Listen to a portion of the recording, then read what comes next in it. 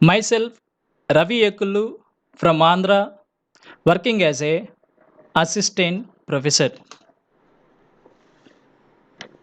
Today, our topic is Introduction to Data Structure, and our agenda is the first one: what is the need of data structure? Second one: Introduction to data structure, and the final one: types of data structure. These are the three things we are going to discuss in this video. Coming to the first one, need of data structure. In the field of computing, we have formulated many ways to handle data efficiently. All of you have seen how to use variables to store data. However, variables are not feasible when handling huge amount of data. So this is the drawback of variables. So what is the drawback? It cannot handle a large amount of data. For a better understanding, I will give you an example. Consider a situation when we want to access an information such as student name, sex, address, section name, roll number, marks obtained in each subject for student.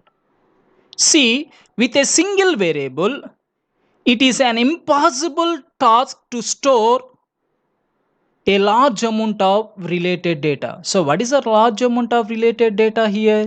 Student name,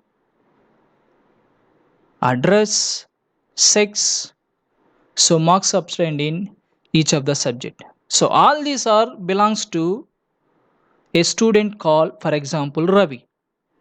So this is the first reason. So coming to the next one, we need an organized medium of storage to handle any kind of correlated information. So what is meant by correlated information here? Information that are related to each other. So student name, sex, address, all these are related to a name called Ravi. In simple terms, we can say data structure is needed for two reasons. The one is to store a large amount of related data. The second one is to handle any correlated information, we need an organized medium of storage. So this is about need of data structure. Coming to the second one, introduction to data structure. If you observe this title, you will find mainly two keywords. The first one, data. The second one, structure. What is meant by data? So this is our question first of all.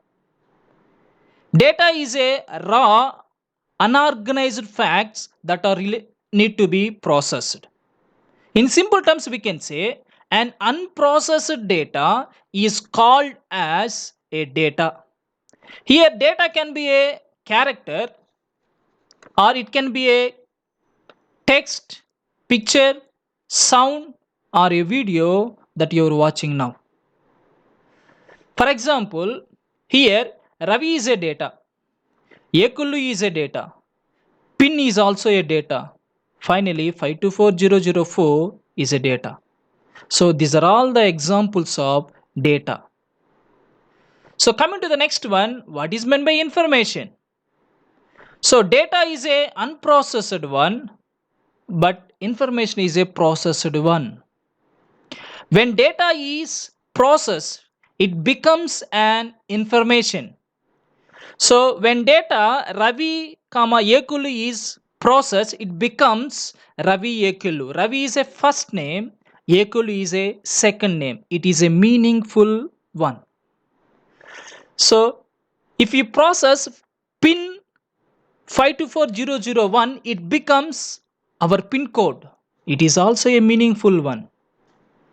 So this is the difference between data and information. Data is a unprocessed one, information is a processed one. So this is about our first keyword called data. So what is the second keyword in this title? Structure. Structure means organization of data. From this we can say data structure is a collection of organized data that are related to each other. Here, this organized data is stored in a computer memory so that operations can be performed in an effective way. For better understanding, I will give you an example. We have a data of an employee with name called Ravi, and age is 30 and he is from CSC department. So if we observe this example, both Ravi and CSE is of string data type and 30 is of integer data type. We can organize this data as a record like employee record and store employee records in a file or a database as data structure. In simple terms, we can say data structure is anything that can store data can be called as data structure. What is the one more definition? It is a collection of organized data that are related to each other is called as data structure. Coming to the third one, types of data structure. Here the data structure is categorized into two parts or two types. The first one is linear data structure. The second one is non-linear data structure.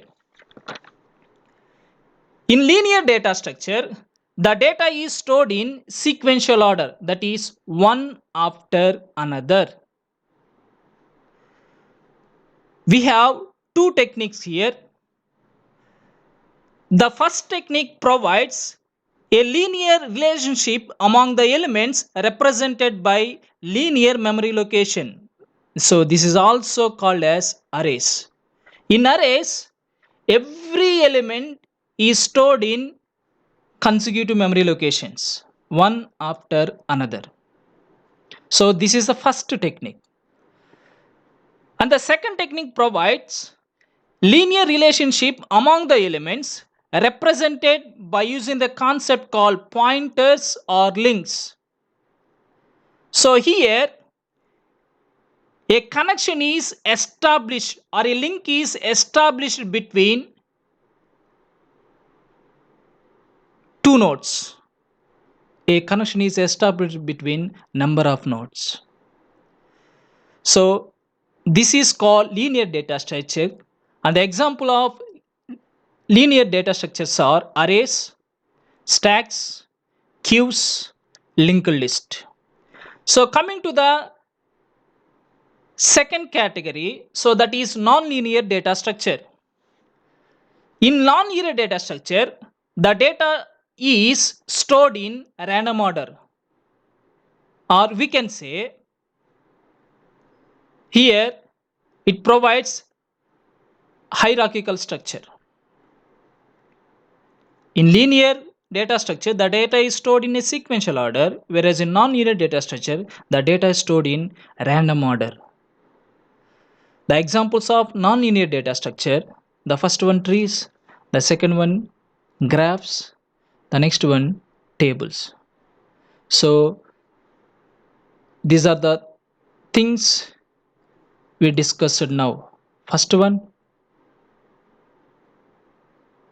need of data structure. Second one, introduction to data structure. Third one, types of data structures. Thank you. If you have any queries, please mail us.